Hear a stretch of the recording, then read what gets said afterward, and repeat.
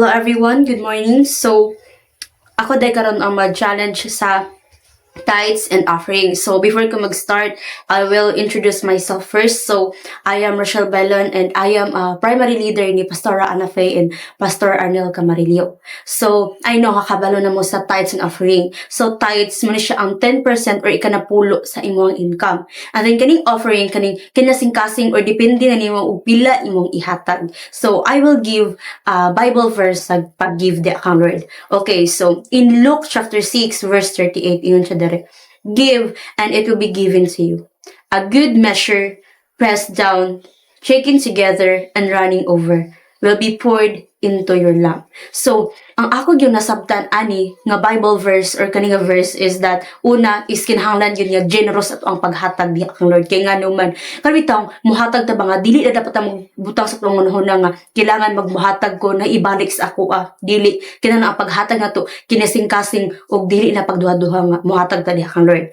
Okay, and then ang ikaduha nga akong nasabtan ani is that dapat faithful ta, ikaduha faithful, ikaduha is faithful, kinahanglan niya faithful ta diha muhatag kay kang Lord kay nganuman once sa kanang naatay pagtuos diha, once sa kita na ay pagtuo sa paghatag diha kang Lord bubuan gyud ta niya panalangin. So kani dili dapat ta matingalahan hang kanang ngano sige mo kog hatag kang Lord pero ngano mang walay muhatag sa akong blessings kay ang sa hunahuna sa mga tao karon ang blessings is all about money but is not true kay nganuman kaning gihimo na ko karon sa inyo sa pag-istorya blessings siya ni Lord kay nga naman opportunity ni siya nga makapag-grow sa akong kinabuhi ug kamo karon nakapaminaw ani dili na siya by accident kundi with purpose mo nga blessings nga gihatag ni Lord sa ato kaning ginanihawan nato tagabuhatag nato taga-adlaw kusog nato blessings ni Lord mo nga dili siya all about money ang blessings nga ginahatag ni Lord sa ato ang kinabuhi. And then ang ikatulo nga akong nasabtan jud kinahanglan niya thankful gid ta sa paghatag diha kang Lord kana bitong malipayon ta ba nga naghatag ta kang Lord niya walay pagduha-duha sa atong kasing-kasing dili siya pinugos nga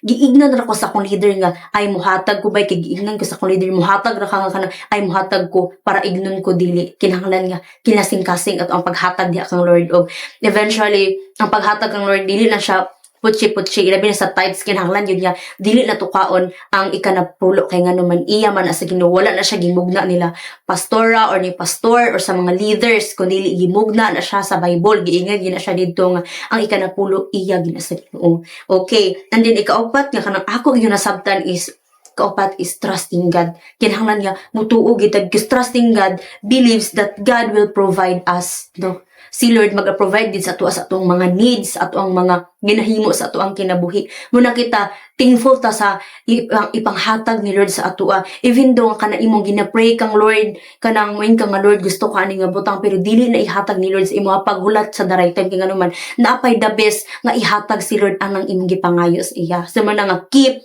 hatag yun kang Lord. Muna nga dili ginato imis ang mga opportunity nga makahatag ta no?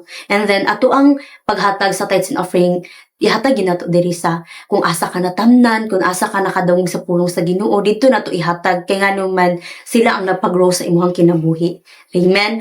And then ang ikalima nga akong nasabtan gyud cheerful givers. Kaning ikalima gyud ang ako asang kasing-kasing kinahanglan gyud nga kung maghatag ko kinahanglan gyud nga naikalipay kinahanglan nga dili subo sa akong kasing-kasing nga magunahuna ko kay ngano ang mga tawo ngod karon kay ang naas ay lang hunahuna ngod ang paghatag is ang makabenepisyo lang ani is sila pastor or member sa church ang ayuhon na nila kanon dili na siya maayo nga mga pangunahon na or mga thoughts. Okay, so ang tinuod yun kita gid ang magrasyahan ana kay sa pang-adlaw mo to ang blessings ni Lord sa ato dili lang about sa kwarta. And again ako i-share sa inyo ako na sinitian lang diha sa una is dili jud ko ga-give kang Lord ang ako ang nahuna gid bitaw is negative kaayo siya kana bitaw when ko nga ay mo tunggigan ako ganina ba nga dili ko makabenepisyo ani ilaha ra man ni pero mali dito siya diyan mali dito siya di ay once na ako naghatag ako kang Lord nakalagad na pug ko kang Lord habi puno-puno nga blessings sa gihatag ni Lord sa ako ang kinabuhi